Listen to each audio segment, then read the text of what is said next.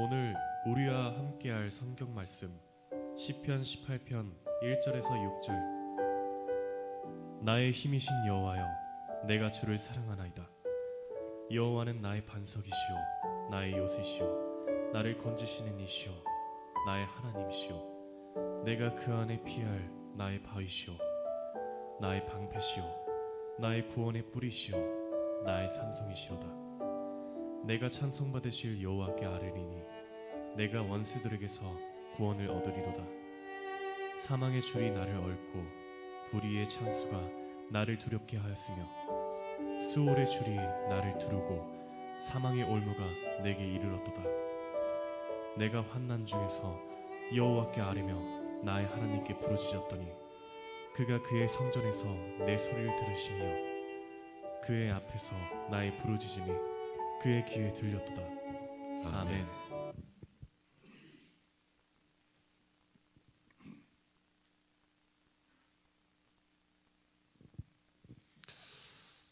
사랑하고 축복합니다. 한 주 동안도 수고 많으셨습니다. 오늘 좋은 주일 되시고 주님께 큰 은혜로 안식을 얻으시기를 주 이름으로 축원합니다. 브라이언 트레이지라고 하는 사람이요, 숨은 잠재력 개발을 통한 성공 지침서라고 하는 책에서 이런 말을 했는데요. 인간의 삶도 훌륭한 예술 작품이다. 이 얘기는 내가 했는데 왜 자기가 먼저 책에 쓰는 거야? 아무튼 내가 한 말들을 먼저 책으로 내는 바람에 내가 저작권이 없잖아. 한두 개가 아니야. 따라합니다. 인생은 작품이다. 작품입니다. 여러분, 상품과 작품은 다릅니다. 상품은 필요를 채워주는 것이고요, 작품은 마음을 채워주는 것입니다. 그렇죠? 이런 건 상품이죠, 상품.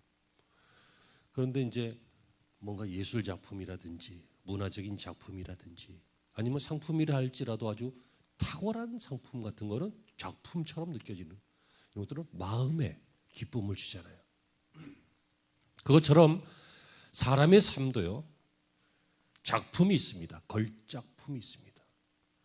그런데 작품은 작품인데 작품이라고 내놓긴 내놨는데 아무도 공감을 못하고 혐오스럽고 불쾌한 그런 작품도 있습니다. 졸작이라고 그러죠. 형이상학적이거나 형이향학적이거나 뭐가 뭔지 모르겠지만 아무튼 어떤 인생을 보면 그 인생은 정말 졸작입니다. 우리가 함부로 평가할 수는 없지만 많은 사람들이 그렇게 평가한다면 아마 맞을 수 있을 것 같습니다. 뭐 역사적으로 그렇게 나쁜 사람들 많이 있었잖아요. 불쌍한 사람들. 반면에 멋진 인생을 살고 사람들에게 감동을 준 위인들, 우리 주변의 사람들 계십니다. 인생은 작품입니다. 그러나 여러분들 그 작품 중에 걸작품이 되었으면 좋겠습니다. 그렇게 되시기를 주의 이름으로 축원합니다. 성경에 많은 인물들이, 멋진 사람들이 많이 나옵니다. 모세도 인생이 참 멋지고요, 물론 실수 많이 했고 우리처럼 하자가 좀 있지만, 또 어떤 사람은 요셉을 꼽을 생각할 수도 있겠고 바울을 생각할 수도 있을 것이고, 베드로 멋진 사람이죠. 우리 주변의 남자 집사님들은 베드로같이 의리 있고 멋졌으면 좋겠습니다. 바울처럼 충성되고 복음에 매진되었으면 좋겠습니다. 또 여성으로 하면 뭐 마르다, 마리아, 또 한나, 이 위대한 여성들도 많이 계십니다.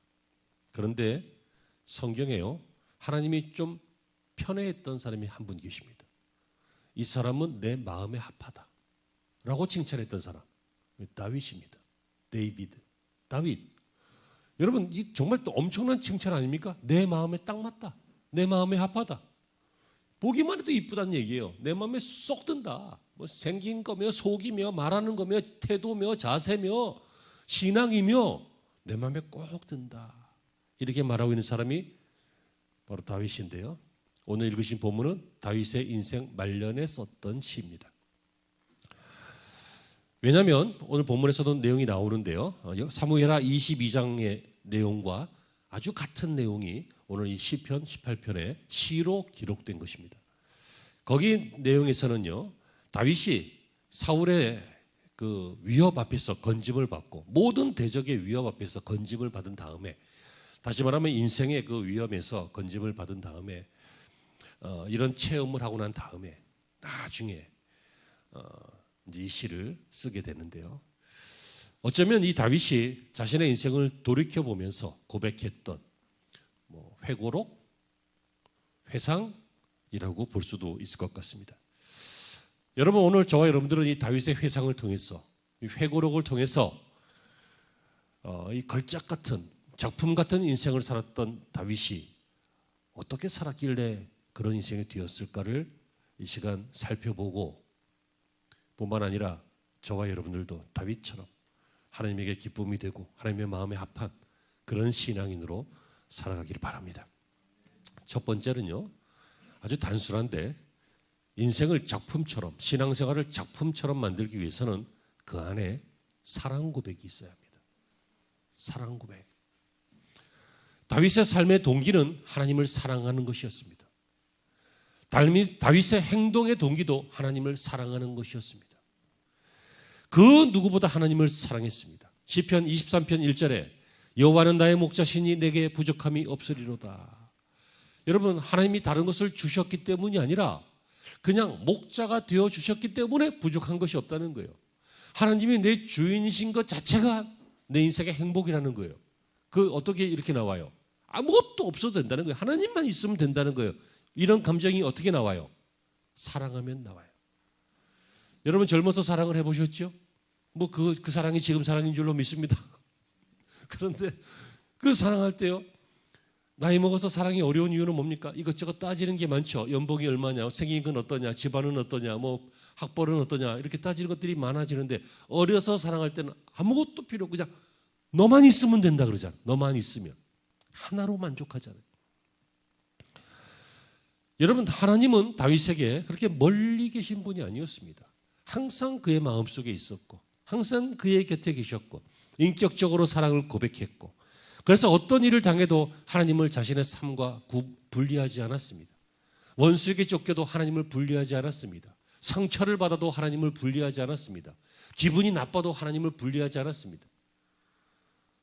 어떤 신앙이들, 우리 교인들 빼고요, 어떤 신앙이들은 기분만 나빠도 하나님이고 뭐고 다 때려치고 그냥 뭐 손해만 조금 보면 뭐 하나님 이럴 수 있느냐 그러고 하나님 다 때려치고, 막 우리 교인들 말고요, 뭐 자기의 상태와 기분과 형편과 겪은 상황에 따라서 하나님을 붙였다 뗐다 뭐 형편 좋으면 사랑한다고 했다가 아니면 이럴 수 있냐고 했다가 하는 그런 신앙이 있죠.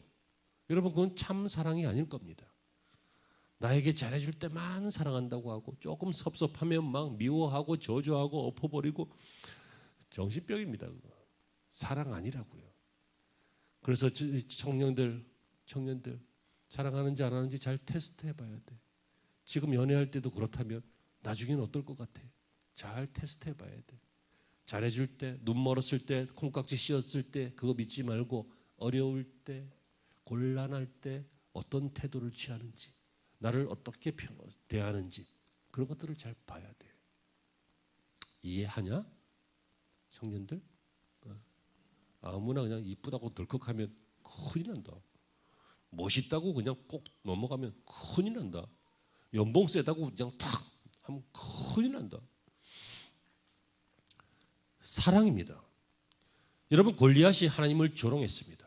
적군인데요, 키가 엄청나게 2m 이상이 되는 큰 덩치의 장군이었습니다. 그냥 웬만한 병사들은 스치면 사망입니다.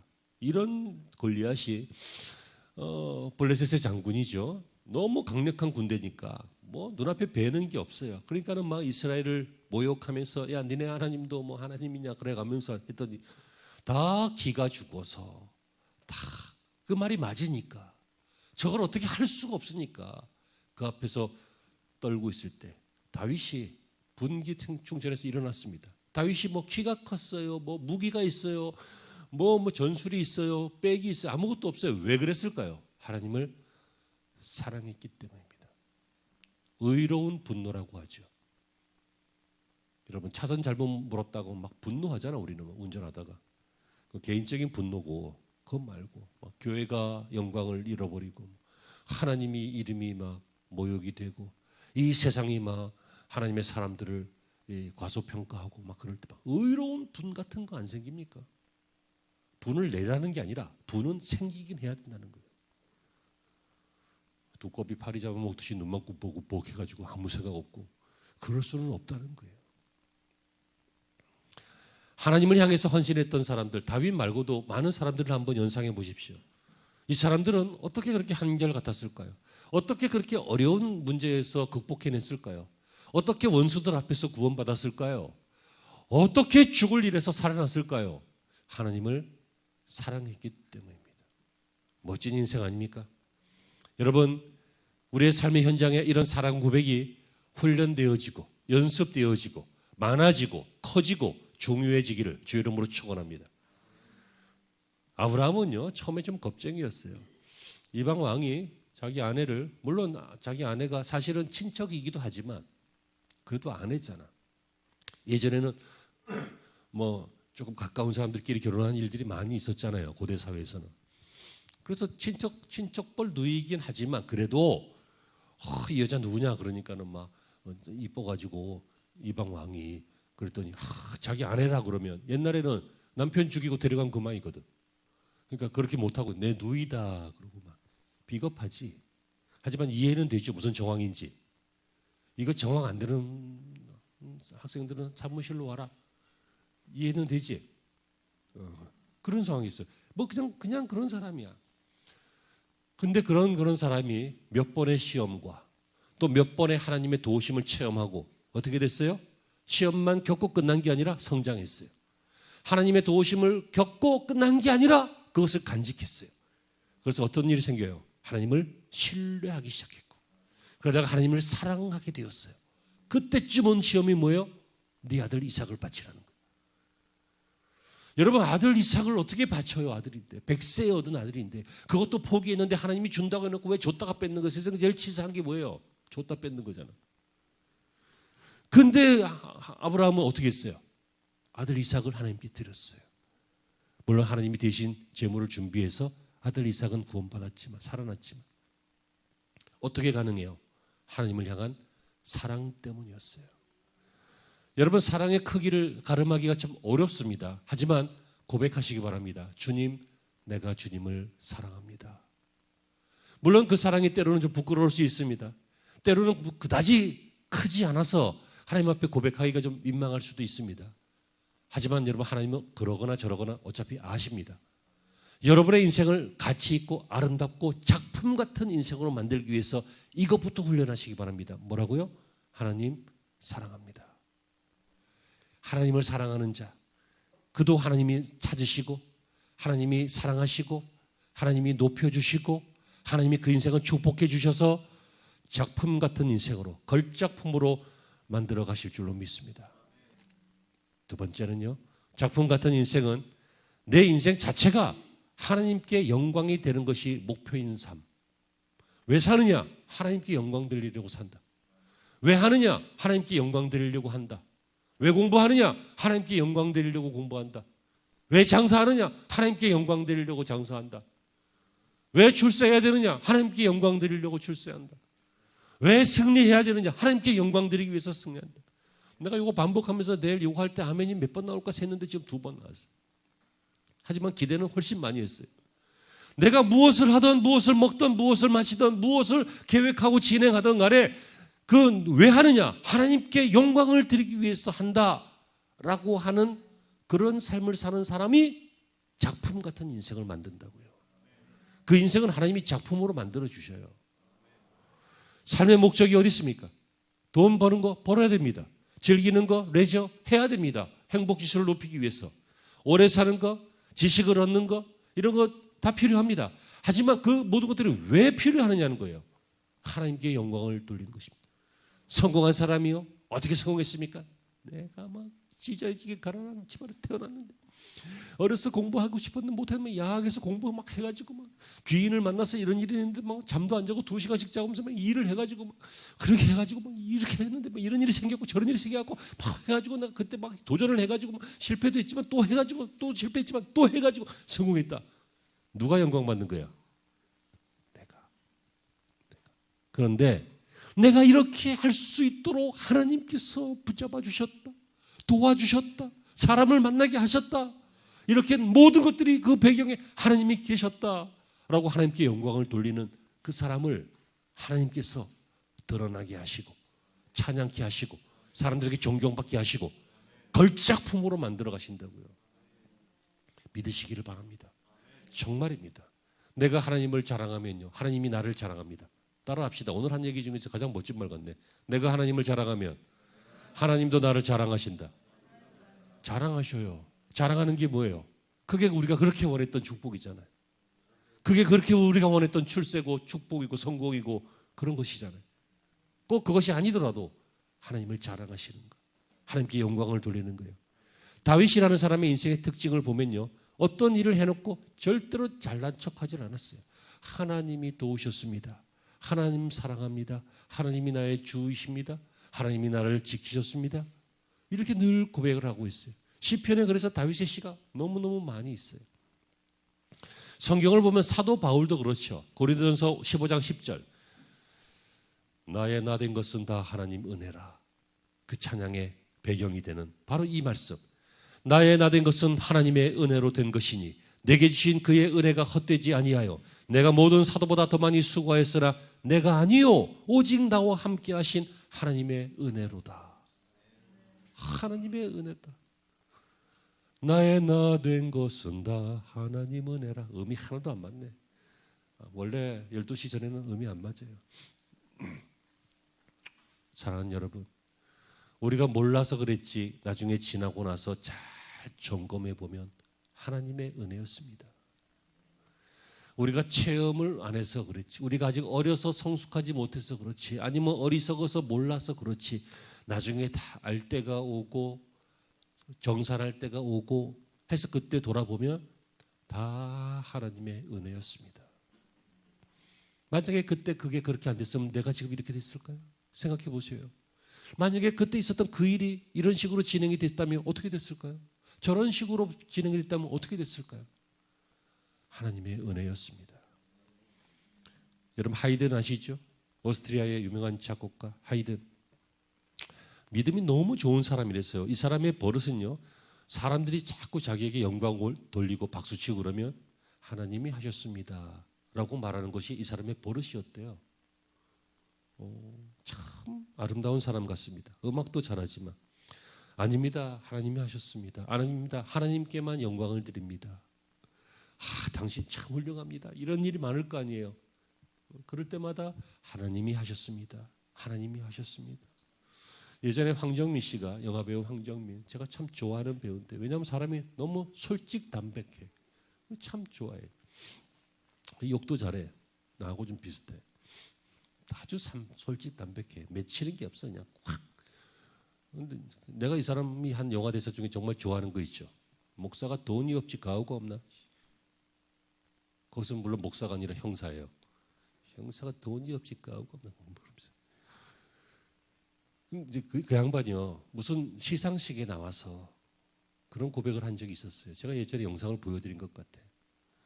그동안 부끄러워서 말도 못하고 그냥 그러려니 했는데 꼭 해야 될 것 같아 갖고 한다는 거예요. 뭐냐면 모든 영광을 하나님께 돌립니다. 드디어 알게 된 거죠. 드디어 슬슬 신앙인으로 체험해 가는 거지. 이런 사람들이 많아요. 왜 안 믿는 사람들이 보면 눈살 찌푸리고 부담스러워할 그런 소리를 왜 그 사람들은 그렇게 주책스럽게 눈치도 없이 그런 소리들을 공적인 자리에서 할까요? 그것을 통하여 하나님이 영광 받으시고 그것을 통하여 많은 믿는 사람들이 감동을 받는다는 거예요. 제가 한 거 아닙니다. 하나님이 하셨습니다. 하나님께. 그렇지 않아요? 여러분 캐스팅 그거 안 됐어 봐. 그보다 더 훌륭한 사람들, 딱 맞는 사람들이 있었을 거란 말이에요. 인생이 우연히 그렇게 됐을까요? 하나님이 짜맞춰 주시고 사람 만나게 하시고 그때 그런 일을 하게 하시고 그때 그런 감정이 들게 하시고 이 모든 것들이 종합적으로 해서 지금의 나를 만들고 움직이고 있어요. 여러분, 오직 하나님이 영광 받으십니다 라고 고백할 수 있는 그 인생은 이미 그 자체로 작품이지만 많은 사람들이 더 알아볼 수 있는 걸작품으로, 그렇게 변해가게 될 줄로 믿습니다. 그래서 첫 번째, 인생을 작품으로 만들기 위해서 전 뭐 하라고요? 사랑 고백을 자꾸 하고, 하나님 사랑합니다. 그리고 하나님을 정말 사랑하려고 애쓰고, 이 감정적 사랑 아니에요. 에로스적 사랑, 감정적 사랑 아니에요. 의지적이고 아가파오적이고 주님 닮고 믿음으로 사랑하는 것, 그런 사랑이에요. 예? 이 안에는 이런 감정적인 사랑뿐만 아니라 의지도 있고 의리도 있고 신념도 있고 믿음도 있고 인내도 있고 이런 종류의 사랑이에요. 이해되시죠? 네, 그래요. 책임감도 사랑이에요. 성실함도 사랑이고 한결같음도 사랑이고 그런 것들이 포함. 하나님을 향한 사랑 고백을 늘 하시고, 두 번째는 내가 무엇을 하든 어떻게 살든 하나님의 영광을 위해 산다. 잊지 마시고 마음과 영혼에 기록하시기를 축복합니다. 마지막으로 세 번째, 작품 같은 인생은요, 삶의 문제들을 기도로 섞는 것입니다. 그냥 사는 게 아니라 모든 삶의 이벤트들, 문제들이 생기잖아요. 그때마다 좋은 것은 좋은 대로, 나쁜 것은 나쁜 대로, 작은 것은 작은 대로, 큰 것은 큰 대로, 쉬운 것은 쉬운 대로, 어려운 것은 어려운 대로 뭘 섞으라고요? 기도를 섞는 거예요.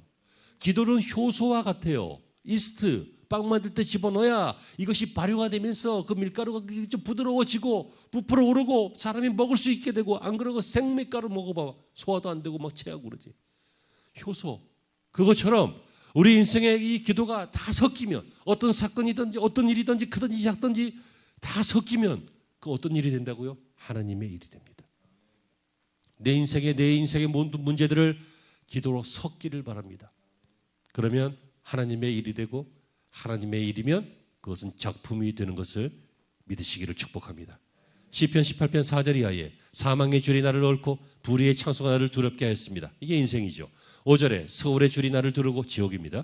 사망의 올무가 내게 이르렀다. 죽고 싶다는 얘기죠. 죽을 일이 있다는 얘기예요. 6절에 이런 환난 중에, 내가 환난 중에 여호와께 아뢰어 나의 하나님께 부르짖었더니, 기도했다는 거예요. 그랬더니 그가 그의 성전에서 내 소리를 들으신다는 거예요. 그의 앞에서 나의 부르짖음이 그의 귀에 들렸도다. 무슨 얘기예요? 내 인생의 사망의 줄이, 불의의 창수가, 스올의 줄이, 사망의 올무가, 이게 인생인데, 어려운 일인데, 이런 이벤트와 사건들 속에 내가 부르짖었더니, 기도로 섞었더니 어떻게 돼요? 하나님이 들으시며 하나님의 일이 됐다는 거예요. 어떻게 됐어요? 결국 다 이겼죠. 다윗이 다 극복했지요. 성공했지요. 승리했지요. 돌아왔지요. 신정체제를 완전 완성했지요. 어떻게 가능해요? 하나님이 그 기도를 들으셨기 때문이에요. 그러므로 여러분, 세 번째로 걸작 같은, 작품 같은 인생은 기도가 있는 인생이에요. 기도가 섞이는 인생이라고요. 기도가 들어가서 인생이 부풀어 오르는 거예요. 발효가 되는 거예요. 다윗의 인생이 고난의 연속이었어요. 여러분, 인생은 그걸 뭐라 그러지? 비닐하우스? 온실이 아니에요. 다 막아주고 하나님 지켜주세요, 보호해주세요. 물론 지켜주시고 보호해주세요. 하지만 하나님께서 우리를 온실 속에 있는 화초처럼 이렇게 막아주시고 제 바깥다가 탁 차단시키고 그러지 않으세요. 우리는 이 땅에서 살아야 돼요. 광야를 걸어가야 돼요. 홍해를 지나가야 돼요. 아멘. 그러면 여러분, 온실 속에만 있을 수는 없어요. 다 맞아요. 맞지만 맞을 때 하나님이 지켜주셔요. 원수를 만나요. 만나지만 만날 때 승리하게 해주세요. 문제가 없으면 어떻게 문제를 극복해요? 문제가 있으니까 문제를 극복하는 것이지. 여러분, 장학생이 어떻게 장학생이 돼요? 문제를 풀었기 때문에 장학생이 되는 거예요. 1등을 꿈꾸지 말고 문제를 풀라고. 2등 1등을 미워하고 시기하지 말고 문제를 풀라고. 여러분, 병에서 낫기를 바라기만 하면 안 돼요. 그 병균을 없애도록 항균할 수 있는 어떤 약품을 먹든지 맞든지 하고 면역을 키우고 뭘 해야 되는 거예요. 그렇죠? 설교가 끝날 때가 되니까 소망을 가지고 인상을 피세요.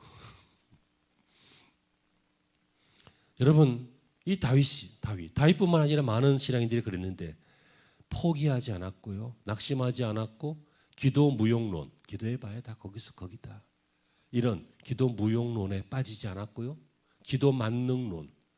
기도 자체가 효과가 있는 게 아니라 기도의 대상이 하나님이니까 효과가 있는 거죠. 그래서 기도 만능론을 가지고 인생의 모든 문제를 기도로 섞었다는 거예요. 여러분, 이것은 좋은 일만이 아닌 나쁜 일도 그래요. 자기가 한때 뭐에 눈이 씌었는지 한 여인을 보고 마음이 막 불타올라 가지고 이 여인을 취했는데 그만 이 여인이 솔로몬 아이를 갖게 됐죠. 그랬더니 그의 들통나면 곤란하니까 그의 아버지를, 우리야, 그의 아버지를, 장군인데요, 더 깊은 적장에 그 전쟁 속에 집어넣어서 미필적 고의라 그러지. 자기가 죽인 건 아니지만 죽게 만든 거야. 그렇게 해서 죽게 만들어요. 자기가 왕이니까 옛날에 그런 일들이 있을 수 있어요. 왕이니까. 왕이 법이고. 왕을 누가 탓할 거야. 나단 선지자가 와가지고 탓하죠. 그때 나단 선지자, 목사의 말로 안 듣고 하나님의 음성으로 듣고 어떻게 했어요? 기도를 섞었어요. 이 기도는 뭐예요? 회개의 기도였어요. 여러분, 회개의 기도가 여러분들의 삶을 더 순도 있게 만들고 더 깨끗하게 만들고 더 성장하게 만들 때도 있어요. 그리고 우리의 간구도 기도인데, 이 간구도 아이 때는 사탕 주세요, 피자 주세요, 빵 주세요 하지만 어른이 되어서는 더욱더 성숙한 것을 구하는 것처럼 우리의 간구도 우리의 인생을 또 필요한 것들을 채우는 그런 좋은 걸작품을 만드는 도구가 된다고요. 그러므로 여러분, 믿으시고 다짐하시기를 바랍니다. 나는 인생의 모든 사건, 사고 현장에서 기도로 내 인생을 걸작품으로 만들고 싶습니다. 하나님을 의지하고 사랑하고 자랑하고 싶습니다. 이렇게 기도할 수 있는 여러분이 되시길 바랍니다. 사랑하는 성도 여러분, 말씀을 맺습니다. 어떤 사람은요, 별로 감동도 없고 의미도 모르겠고 내용도 모르겠는 인생을 살아서 그냥 스쳐가는 인생처럼 작품도 아니고 절작도 아니고 잘 모르겠다, 그런 인생도 있고, 어떤 사람은 사고를 확실히 쳤는데 나쁜 쪽으로 사고를 확실히 쳐가지고 절작이 되어서 사람들에게 경멸의 대상, 증오의 대상 혹은 놀림의 대상이 되는 그런 절작품 같은 인생도 있고, 어떤 사람은 분명히, 다는 아니겠지만 분명히 어떤 사람들에게 감동을 주는, 어떤 사람에게 영향을 주는 걸작품 같은 삶을 산 사람도 있습니다. 우리는 다 원할 것입니다. 더 좋은 인생이 되기를, 더 의미 있는 인생이 되기를, 더 사랑받는 인생이 되기를 원하실 줄로 믿습니다. 그렇다면 여러분, 어떻게 하면 그렇게 될까? 허리띠 졸라매고 노력하지 말고, 이 악물고 끝까지 그냥 머리 뒤밀고 전진만 하지 말고, 여러분, 길이 아니면 가지 말아야 되는데 왜 길이 아닌데 끝까지 가다가 떨어지려고 그래요? 그냥 열심히 한다고 되는 게 아니에요. 바르게 해야지. 많이 한다고 되는 게 아니에요. 효과적으로 해야지. 그러므로 여러분, 이런 인생이 다 되기를 원하는 줄로 믿고 하나님을 향한 사랑 고백과 하나님을 자랑하는 내 인생의 방향과 그리고 모든 상황에서 기도하실 수 있는 저와 여러분이 되시기를 바랍니다. 당신의 인생은 작품입니다. 기도하시겠습니다. 하나님, 우리 인생은 그냥 왔다 그냥 가는 보잘것없는 낙엽 같은 인생이 아니라 작품이라고 우리가 오늘 함께 말씀을 나누었습니다. 믿게 하시옵소서. 자신을 신뢰하게 하여 주옵소서. 매너리즘에 빠지지 말고 허무주의에도 빠지지 말고 내 인생 자체를 하나님이 나를 사랑하시는 것처럼 나도 사랑하게 하시고 내 인생을 귀하게 여기게 하셔서 인생을 작품으로 만들어 나가